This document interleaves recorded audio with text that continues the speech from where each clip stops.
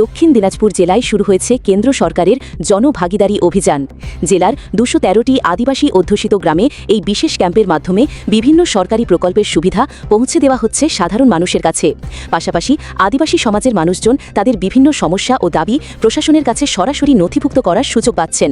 প্রশাসনের পক্ষ থেকে সেই সমস্যাগুলি দ্রুত সমাধানের আশ্বাসও দেওয়া হয়েছে। আমাদের ওখানে রাস্তার একটু সমস্যা আছে, সমস্যা আছে, আবার জেলার ৮টি ব্লক জুড়েই চলছে এই বিশেষ ক্যাম্প।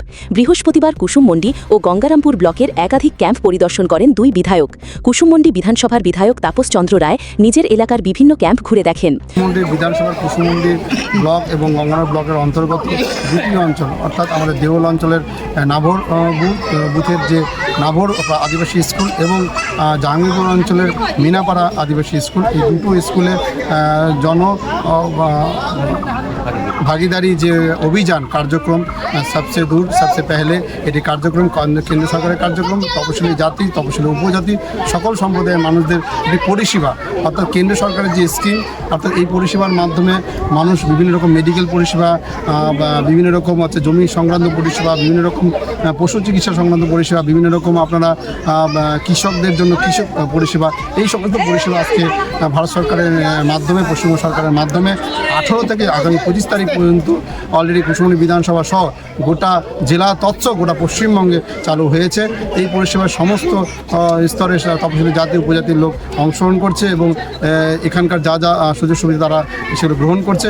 আমরা ওনাদের সকলকে আহ্বান করছি, আপনারা এই পরিষেবাগুলো আপনার ব্লক অফিস থেকে আপনারা শুনে নেবেন। অন্যদিকে গঙ্গারামপুর ব্লকের নারই জুনিয়র হাই স্কুলে আয়োজিত সরকারি ক্যাম্প পরিদর্শন করেন গঙ্গারামপুরের বিধায়ক সত্যেন্দ্রনাথ রায়।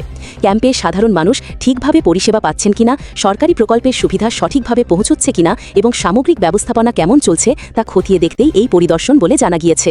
আজকে আমাদের একটা অ্যাওয়ারনেস সচেতনতা শিবির, এই এলাকার আদিবাসী, তপশিলি, অন্যান্য সাধারণ মানুষ তাদের জন্য সরকারের পক্ষ থেকে কি কি সুযোগ সুবিধা দেওয়া হচ্ছে সেই সুযোগ সুবিধা সচেতন করার জন্য বিভিন্ন ডিপার্টমেন্টের যারা আছেন, ব্লকে থাকেন, হসপিটাল থেকে আরম্ভ করে অন্যান্য যারা সবাই এখানে আছেন, আধার কার্ড কিভাবে হবে, কার হয়নি বা কোথায় রাস্তা হয়নি, কে বাড়ি পায়নি, কে কারো ভোটার লিস্টে নাম উঠেনি, অনেক সমস্যা আছে মানুষের।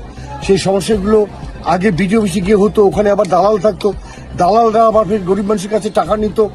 কাজে এইবার করা হয়েছে যে বিডিও এমএলএ সহ সরাসরি একদম গ্রামে যাবে, সেখানে গিয়ে শুনবে যে মানুষের অসুবিধাটা কোথায়, একদম মাটির কাছে গিয়ে শুনতে হবে মানুষের সমস্যা কোথায়। সেই সমস্যা শোনার জন্য আজকে গঙ্গারামপুরের বিডিও এবং আমি এবং আমাদের এখানকার বহু সমাজকর্মী অশোকবর্ধন সহ দিলীপ বিশ্বাস অনেকেই আমরা এখানে এসেছি এবং আমরা শুনলাম মানুষের কথা, জানলাম এবং আমাদের পরামর্শ দিলাম যে কিভাবে কাজকর্মগুলো হবে।